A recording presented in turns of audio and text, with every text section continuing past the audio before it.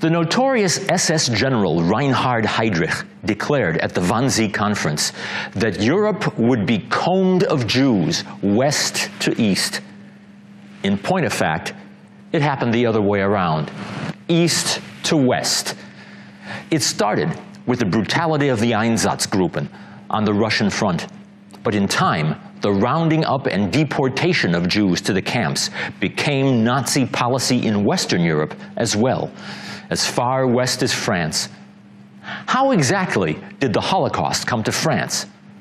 Let's take a look back at the Third French Republic, spanning the period from 1875 to 1940.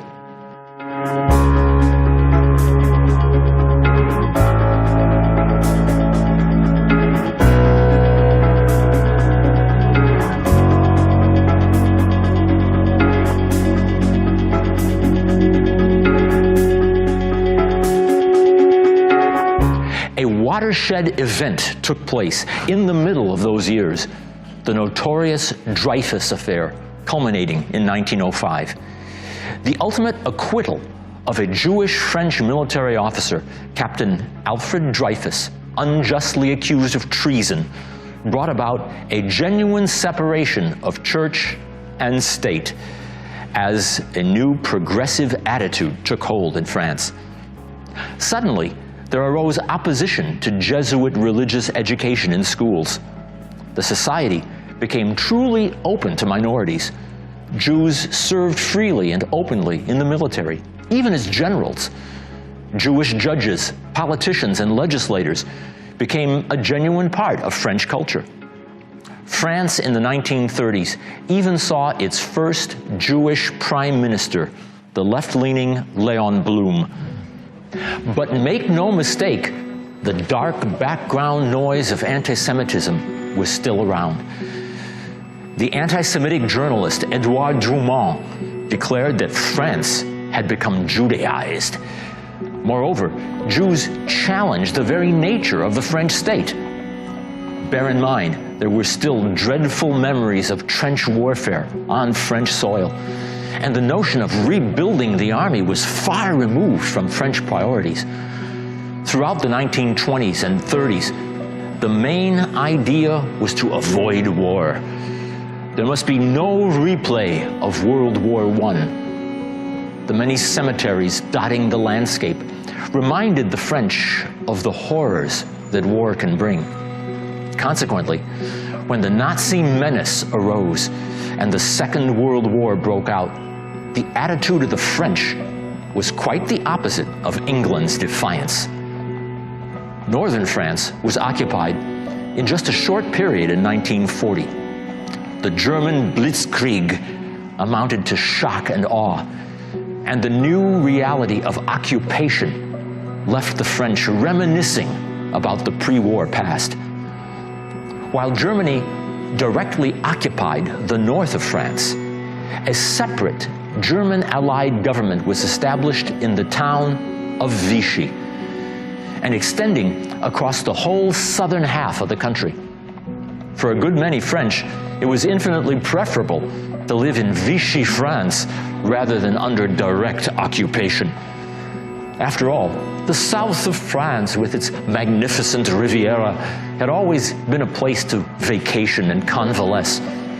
Consequently, a mass exodus to the south ensued, as up to 10 million of the country's 40 million people fled to Vichy. Historically, France was one country in Europe that had always been open to receiving refugees. And so they came. Over 3 million refugees, including Italians fleeing Mussolini, Spanish Republicans, and 200,000 Jews, mostly Eastern European, along with some from the Balkans. There were about 300,000 Jews already in France in 1933, but now that number ballooned. At the Wannsee Conference, it was calculated that there were 165,000 Jews in occupied France and a staggering 700,000 in unoccupied territory, that is, Vichy France.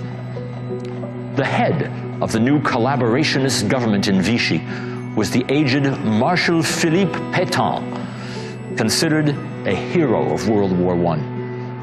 But now his role was to seek compromise with the Nazi administration.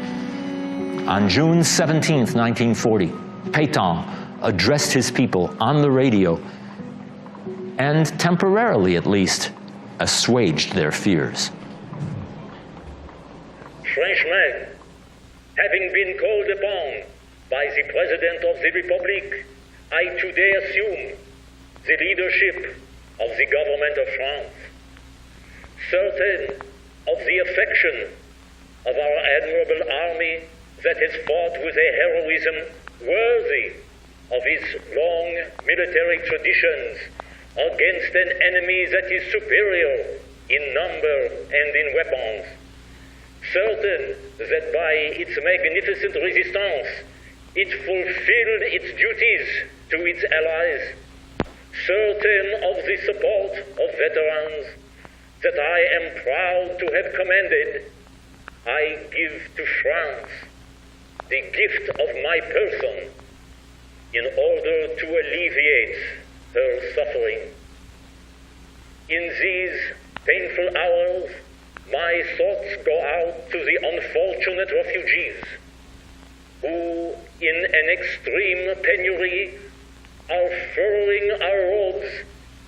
I express to them my compassion and my concern. It is with a heavy heart that I say to you today that the fighting must stop. I spoke last night with the enemy and asked him if he is ready to seek with us, soldier to soldier, after the honorable fight, the means to put an end to the hostilities. May all Frenchmen rally to the government over which I preside during this difficult ordeal and calm their anxieties so that they can better listen only to the faith they have in the destiny of the fatherland. In short order, Pétain was given a new charge by his Nazi overlords: deal with the exodus from north to south. So the old war hero called on his people to return to direct German occupation in the north. Return to yourself, he declared. He addressed his people as follows. Immense tasks face France. One has only to stop and think of the refugees and the supply problem to estimate their gravity and scope. The nation's communications must be restored. Each man must be returned to his house and his job. In these dark days, after France has been forced to the ground militarily, new trials have been inflicted upon her. We have a most difficult task to accomplish, for which I need your confidence. I have formed a new government composed of 12 ministers who will be assisted by general secretaries taken from the principal services of the state. Governors will be in charge of the 12 large provinces. Power will thus find itself centralized and decentralized simultaneously. Officials will not be subjected to too much supervision. They will be free to operate and quicker to have more responsibility for their acts in order to regulate certain questions in a better manner. The government is preparing a seat for itself in the occupied territories. For that reason, we have requested that Versailles and the ministerial quarters in Paris be vacated for us. We must apply ourselves to create an elite corps without any other consideration than their capacity to command. Labor is France's supreme resource. International capitalism and socialism exploited and degraded France. Both participated in preliminaries of the war. We must create a new order in which we no longer admit them. We shall renounce neither profit, which is a powerful inducement, nor savings. Gains will remain as recompense for both labor and investment.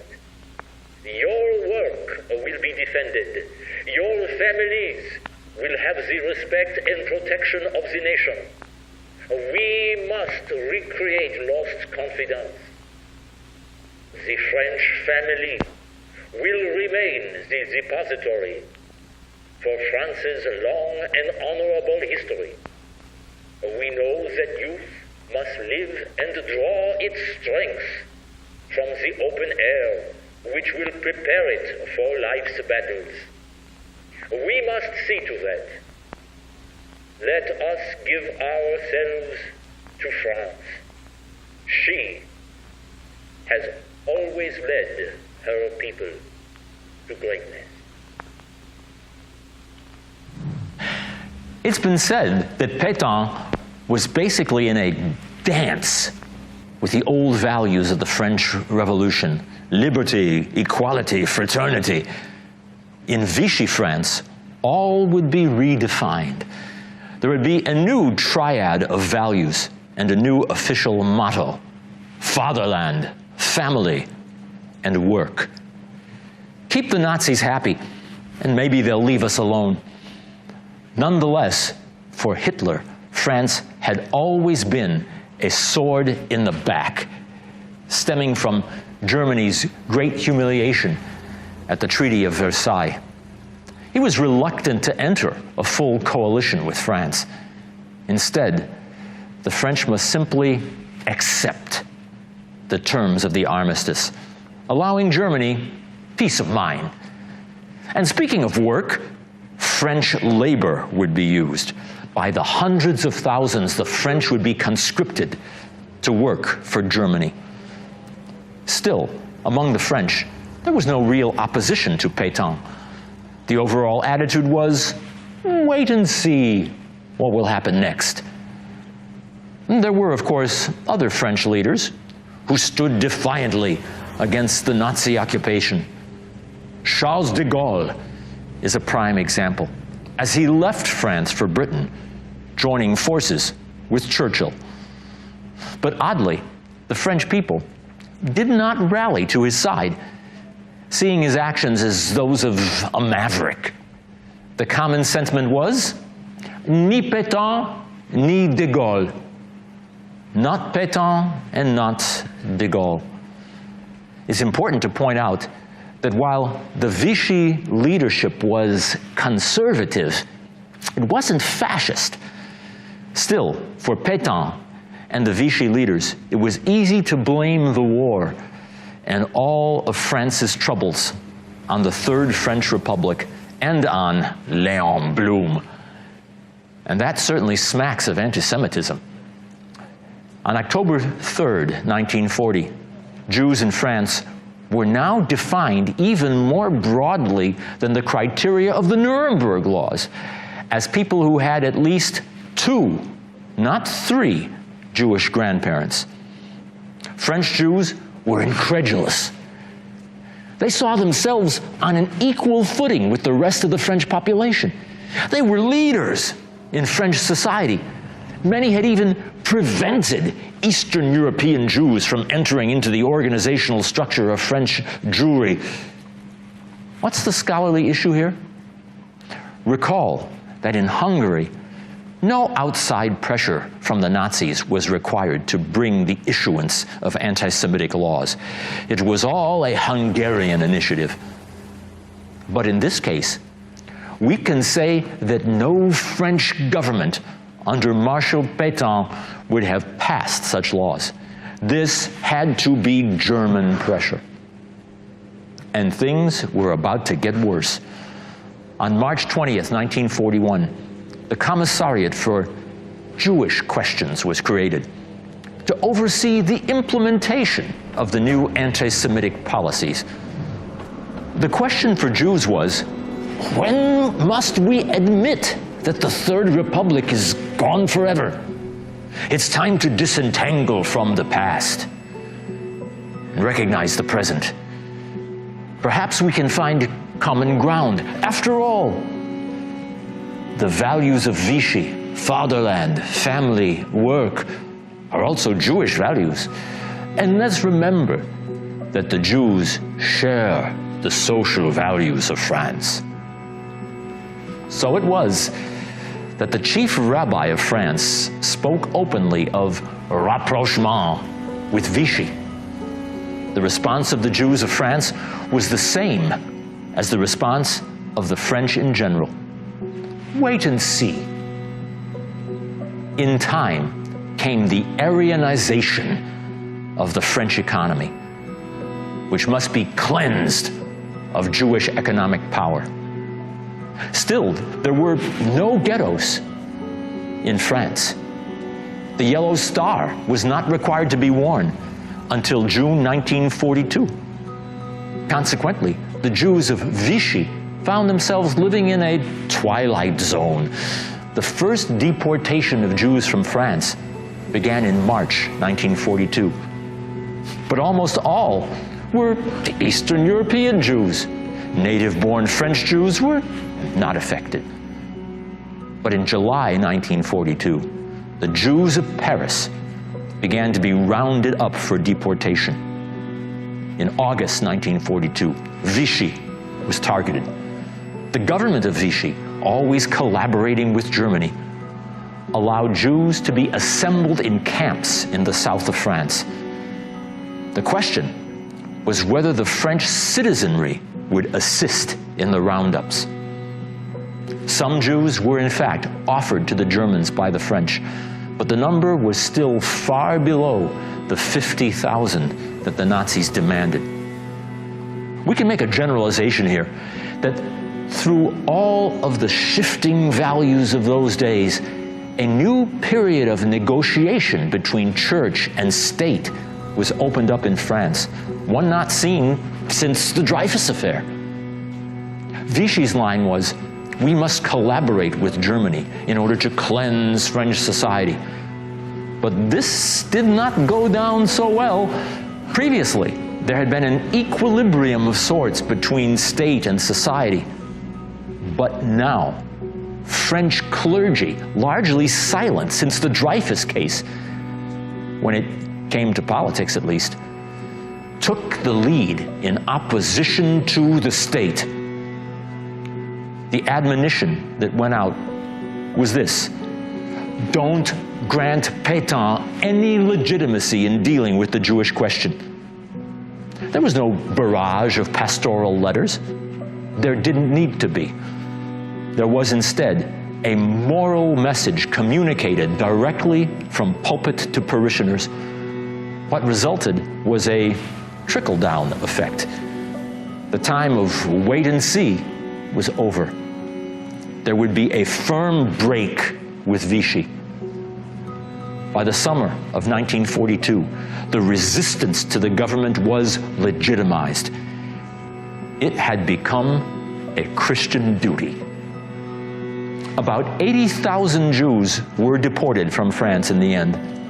Nothing to brag about, but far fewer than the hundreds of thousands of Jews who lived there.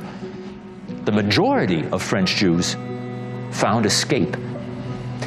In over 6,000 towns all across France, individual French gave significant aid and shelter to their Jewish neighbors.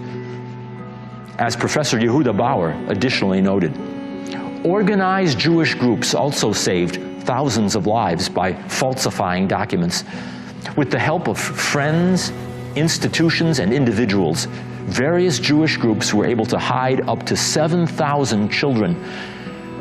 Many French Catholic prelates and all Protestant pastors actively opposed the Vichyite and Nazi Jewish policies and hid Jews or supported rescue actions, along with a large and growing part of the French population. As a result, about 2/3 of French Jewry was saved.